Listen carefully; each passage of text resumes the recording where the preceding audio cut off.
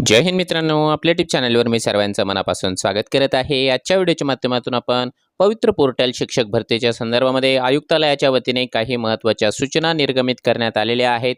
त्या सूचना नेमक्या काय आहेत, कोणकोणत्या बाबी त्याच्यामध्ये नमूद करण्यात आलेल्या आहेत, त्याविषयी आपण सविस्तर माहिती या व्हिडिओच्या माध्यमातून जाणून घेणार आहोत। परंतु तत्पूर्वी आपण जर चॅनलवर नवीन असाल तर आमचे चॅनल सबस्क्राईब करा, साईडचा जे बेल आयकॉन आहे त्याला देखील प्रेस करा, जेणेकरून शिक्षक भरतीच्या संदर्भामधल्या कोणत्याही माहितीची अपडेट आपल्याकडून मिस होणार नाही। मित्रांनो, महाराष्ट्र शासनाच्या शिक्षण आयुक्तालयाच्या वतीने महत्त्वाच्या काही सूचना या ठिकाणी ज्या आहेत निर्गमित करण्यात आलेल्या आहेत आणि या सर्व सूचना ज्या आहेत त्या आयुक्त महानगरपालिका, त्याचबरोबर मुख्य कार्यकारी अधिकारी, शिक्षण अधिकारी प्राथमिक माध्यमिक आणि मुख्य अधिकारी नगरपालिका नगर परिषद यांना उद्देशून निर्गमित करण्यात आलेल्या आहे। आणि या पत्राचा जो काही विषय आहे तो आहे की शिक्षक अभियोग्यता बुद्धिमत्ता चाचणी, जे काही मुलाखतीशिवाय शिक्षक पदभरतीचा विकल्प दिलेल्या स्थानिक स्वराज्य संस्थांमध्ये पवित्र प्रणाली अंतर्गत उर्वरित रिक्त पदाच्या रूपांतरित फेरीमधील कन्व्हर्टेड राऊंडमधील जे आहे उमेदवारांच्या कागदपत्रांच्या पडताळणीबाबत पुढील आवश्यक ती कारवाई। आता ज्या पद्धतीने ज्या उमेदवारांचं सिलेक्शन या ठिकाणी झालेलं आहे त्या संदर्भामध्ये या सगळ्या रेफरन्सेसचा वापर करून त्यांनी जे आहे डॉक्युमेंट व्हेरिफिकेशन करायचं आहे। त्या संदर्भामध्ये काही महत्त्वाच्या सूचना देण्यात आलेल्या आहेत, थोडक्यामध्ये त्या बघूया। त्यानंतर उमेदवारांना कोणत्या सूचना आहेत त्याही आपण बघणार आहोत। या ठिकाणी सांगण्यात आलेलं आहे की अगोदर आम्ही जे आहे TITची परीक्षा घेतलेली आहे, त्यानंतर उमेदवारांकडून सेल्फ सर्टिफिकेशन करून घेतलेलं आहे। सेल्फ सर्टिफिकेशन करून घेतल्याच्या नंतर त्यांना आम्ही शाळा अलॉट केल्या होत्या, प्रेफरन्सेस दिले होते, प्रेफरन्सेस लॉक करून घेतलेले आहे।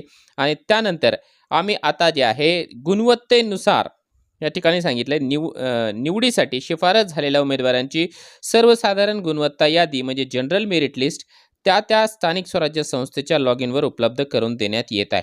म्हणजे आजच्या तारखेला, म्हणजे ही खऱ्या अर्थाने कालचं पत्र आहे, काल उशिरा निघालेलं पत्र आहे, म्हणून आपण आज या संदर्भामध्ये माहिती तुमच्यापर्यंत पोहोचवत आहोत।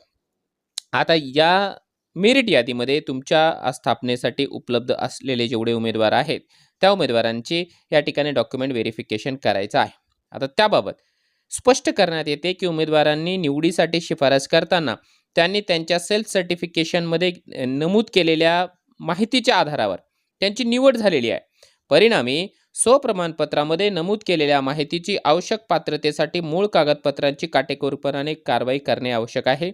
उमेदवारांनी स्वप्रमाणपत्रामध्ये नमूद केलेली माहिती व त्या अनुषंगाने अपलोड केलेली कागदपत्रे, प्रमाणपत्रे मूळ प्रमाणपत्रांशी विसंगत असल्यास कोणत्याही परिस्थितीत उमेदवारास नियुक्तीसाठी पात्र ठरवता येणार नाहीये, कारण त्यांचे डॉक्युमेंट व्यवस्थितपणाने व्हेरीफाय करून घेणं, म्हणजे अपलोड केलेले जे डॉक्युमेंट आहेत ते डॉक्युमेंट आणि यांच्याकडे असलेले ओरिजिनल डॉक्युमेंट याच्यामध्ये जे आहे अगदी तंतोतंत साम्य असायला पाहिजे। भिन्नता असेल तर त्यांना डिस्क्वालिफाय करा, अशा प्रकारे यांनी या ठिकाणी नमूद केलेलं आहे।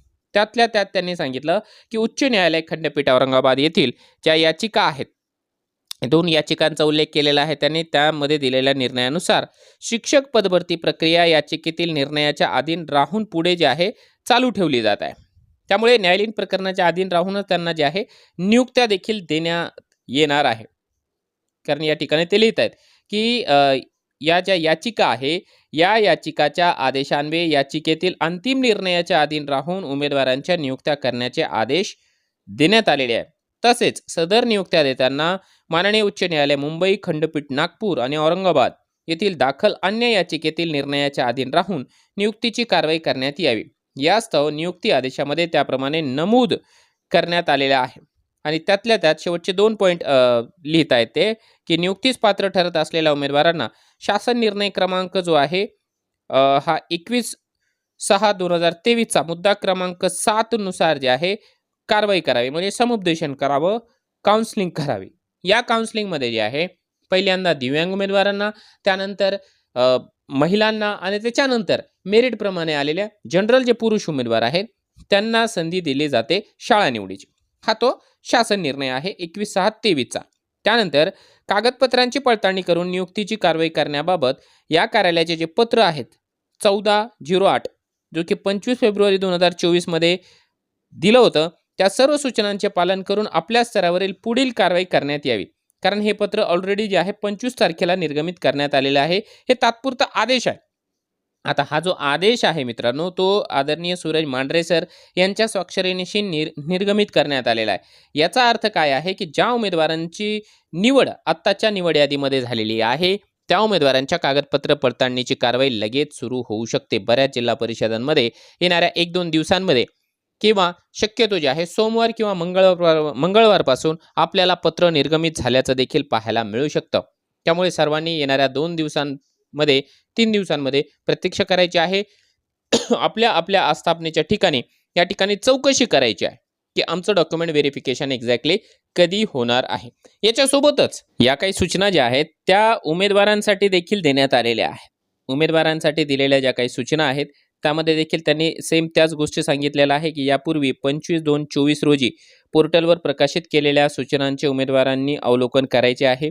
म्हणजे कोणकोणते डॉक्युमेंट्स त्यांना लागणार आहे, उमेदवारांची निवड कशा प्रकारे करण्यात आलेली आहे त्या संदर्भामध्ये पहिला मुद्दा त्यांनी सांगितलेला आहे, की बाबा मुलाखतीसह आणि मुलाखतीशिवाय यासाठी आम्ही जाहिरात प्रसिद्ध केली होती. त्यानंतर तुमच्याकडून जे आहे प्रिफरन्सेस मागून घेतले होते, तुम्ही लोकांनी प्रिफरन्सेस लॉक केलेले आहे.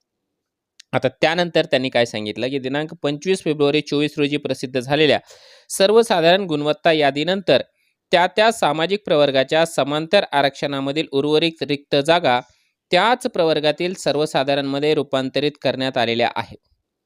तसेच 25 फेब्रुवारी 24 रोजी प्रसिद्ध झालेल्या सर्वसाधारण गुणवत्ता यादीनंतर भूकंपग्रस्त या समांतर आरक्षणातील रिक्त जागा त्या संवर्गाच्या प्रकल्पग्रस्त प्रवर्गासाठी उपलब्ध करून देण्यात आलेल्या आहे. हा जो शासन निर्णय आहे त्या शासन निर्णयानुसारच इथे कारवाई होते आहे. भूकंपग्रस्ताच्या जागा समजा ओबीसी भूकंपग्रस्त असेल तर ओबीसी भूकंपग्रस्त उमेदवार न मिळाल्यामुळे त्या जागा ओबीसीच्या प्रकल्पग्रस्तांच्या उमेदवारांना द्यावे लागतात आणि इथे देखील कारवाई याचप्रमाणे झालेली आहे. त्यानंतर त्यांनी सांगितलेलं आहे पुढच्या 5 नंबरच्या मुद्द्यामध्ये, की आता स्थानिक स्वराज्य संस्थांच्या शाळांमधील उर्वरित रिक्त जागांसाठी मुलाखतीशिवाय या पदभरतीसाठी उमेदवारांची गुणवत्तेनुसार निवडीसाठी शिफारस करण्यात येत आहे.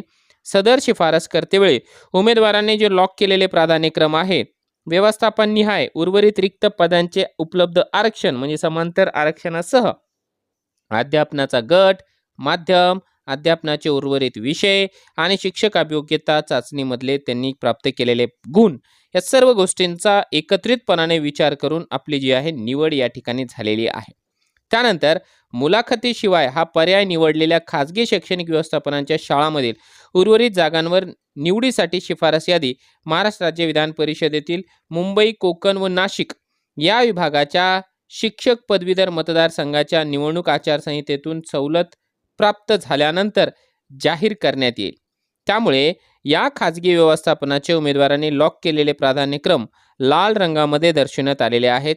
सदर यादी प्रसिद्ध झाल्यानंतर उमेदवारांना या प्राधान्यक्रमाबाबत स्थिती समजेल. म्हणजे सध्या जे आहे त्या ठिकाणी निवडणूक आचारसंहिता असल्या कारणाने तो जो आस्थापना आहे त्या आस्थापनेचा संपूर्ण पट्टी जी आहे लाल रंगामध्ये दर्शवण्यात आलेली आहे. त्याच्यामुळे फार जास्त पॅनिक होण्यासारखं त्यामध्ये काहीच नाही आहे. त्यानंतर 7 नंबरचा मुद्दा त्याने सांगितला, मुलाखतीसह या निवडीच्या प्रकारामधील उमेदवारांच्या मुलाखत व अध्यापन कौशल्यासाठी शिफारस यादी तयार करण्याची कारवाई सुद्धा सुरू असून ती महाराष्ट्र राज्याच्या विधान परिषदेतील मुंबई, कोकण आणि नाशिक या विभागाच्या शिक्षक पदवीधर मतदारसंघाच्या आचारसंहितेतून सवलत प्राप्त झाल्यानंतर लवकरच जाहीर करण्यात येणार आहे. हा आपल्या सर्वांच्या जीवाभावाचा प्रश्न आहे. कारण आता कन्व्हर्टेड राऊंड तर लागला आहे, परंतु हे जे उमेदवार आहेत जे की पहिल्या यादीपासूनच या ठिकाणी मुलाखतीच्या यादीची प्रतीक्षा करत होते त्या उमेदवारांचा विचार कुणीच का बरं करत नाही असा प्रश्न वारंवार विचारला जात होता. त्याच प्रश्नाचं उत्तर या ठिकाणी आयुक्त महोदयांच्या वतीने देण्यात आलेला आहे, की आता ही जी आचारसंहिता आहे चालू, की ज्यामध्ये मुंबई, कोकण आणि नाशिक हे विभाग आलेले आहेत, यांची आचारसंहिता संपली की लगेच जे आहे मुलाखतीच्या यादीची जी काही यादी मुलाखतीच्या साठी निवडीची जी यादी आहे ती देखील जाहीर केली जाणार आहे. त्याच्यावर कारवाई ऑलरेडी आता चालू झालेली आहे. कारण आतापर्यंत ज्या 2 याद्या लागलेल्या आहे त्या याद्यांची प्रोसेस आणि मुलाखतीची प्रोसेस याच्यामध्ये थोडीशी भिन्नता आहे. आता भिन्नता नेमकी काय आहे तर लक्षात घ्या, एकदा एक उमेदवार या राऊंडमध्ये निवड झाली एका आस्थापनेसाठी, तर लगेच त्याचं नाव डिलीट होऊन जायचं त्या ठिकाणापासून. पण मुलाखतीच्या राऊंडमध्ये तसला प्रकार नाहीये. एका आस्थापनेवर निवड झाली तरी तो पुढच्या आस्थापनेसाठी निवड होती, तिसऱ्या आस्थापनेसाठी निवड होती. असं करत करत करत जे आहे 10 आस्थापनेपर्यंत एका उमेदवाराची मेरिट प्रमाणे निवड होऊ शकते. त्याच्यामुळे त्या यादीमध्ये या यादीमध्ये जी आहे बरीचशी भिन्नता आहे. त्यामुळे या यादीला थोडंसं जास्त किचकट आहे ही यादी, असं आपण म्हणू शकतो. त्यामुळे ती देखील यादी आपल्याला आपण आशा व्यक्त करूया की लवकरात लवकर लागून जावी, जसं की त्यांनी या ठिकाणी नमूद केलेलं आहे. त्यानंतर सांगितलेलं आहे की माजी सैनिक यांच्यासाठी राखून ठेवलेल्या 484 जागांसाठी स्वतंत्र फेरी घेण्यात येणार आहे. आता ती यादी जाहीर केली जाईल वेगळ्या पद्धतीने, जसं की 2017 मध्ये देखील घेतली गेली होती. आता ज्या उमेदवारांनी या ठिकाणी जे आहे अजून आपला लॉग इन चेक केलेलं नाही, त्यांनी लॉग इन कशा प्रकारे चेक करायचं आहे ते या ठिकाणी प्रोसेस सांगण्यात आलेली आहे. त्यानंतर मुलाखतीशिवाय हा पर्याय निवडलेल्या खाजगी शैक्षणिक व्यवस्थापनाच्या शाळांतील उर्वरित जागांसाठी निवडीसाठी गुणवत्तेनुसार शिफारस यादी प्रसिद्ध झाल्यानंतर उमेदवारांना उपरोक्त प्रमाणे कारवाई करता येणार आहे. म्हणजे कशा प्रकारे ती चेक करायची त्या बाबतीमध्ये त्यांनी माहिती या ठिकाणी सांगितलेली आहे. नियुक्ती प्राधिकारी व्यवस्थापन यांना देखील नियुक्तीबाबत स्वतंत्रपणे सूचना देण्यात आलेल्या आहे, जे की आपण ऑलरेडी या व्हिडिओच्या सुरुवातीला बघितलेले आहे.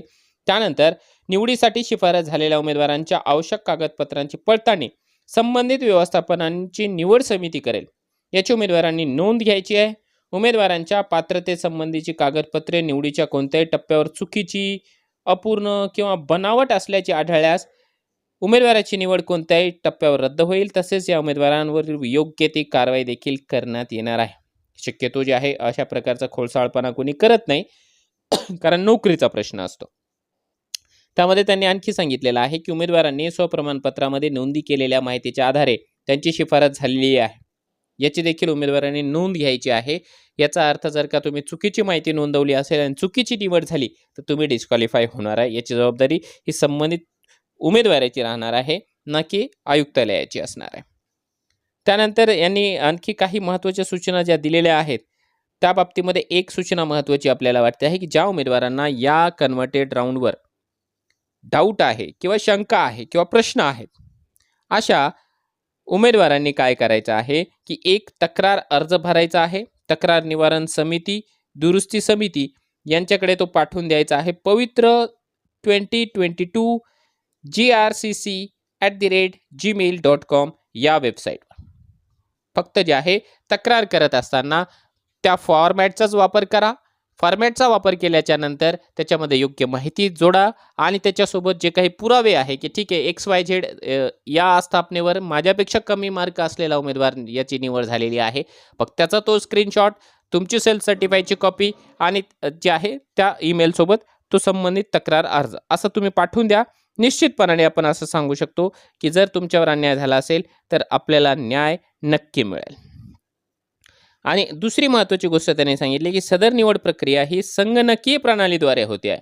म्हणजे टोटली जे आहे सॉफ्टवेअरच्या माध्यमातून केली जाते, त्याच्यामध्ये मानवी हस्तक्षेप नसतो. म्हणून जर का काही लोक असं बोलत असेल की ठीक आहे असं झालंय तसं झालंय, मानवी हस्तक्षेप आहे, तर ते धदांत खोटं बोलत आहेत. याच्यामध्ये मानवी हस्तक्षेपाला कोणत्याही ठिकाणी वाव नसतं.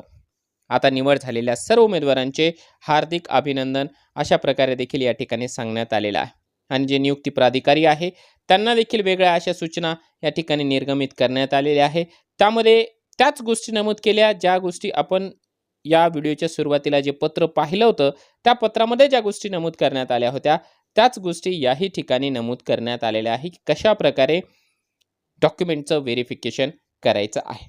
तर मित्रांनो, अशा प्रकारे तुम्हा सर्वांना आता चाहूल लागलेली असेल की आमचं डॉक्युमेंट व्हेरिफिकेशन व्हावं आणि लवकरात लवकर आम्ही शाळेवर रुजू व्हावं. तुम्हा सर्वांना डॉक्युमेंट व्हेरिफिकेशनसाठी खूप साऱ्या शुभेच्छा. ज्या काही सूचना आहेत या सूचनांचे PDF तुम्हाला हवी असेल तर या व्हिडिओच्या डिस्क्रिप्शन बॉक्समध्ये आपलं टेलिग्रामच्या चॅनलची लिंक आहे, त्या ठिकाणी जा आणि शिक्षक भरतीच्या संदर्भामध्ये जे काही शासन निर्णय, GR, परिपत्रकं असतात ते सगळे डाउनलोड करा.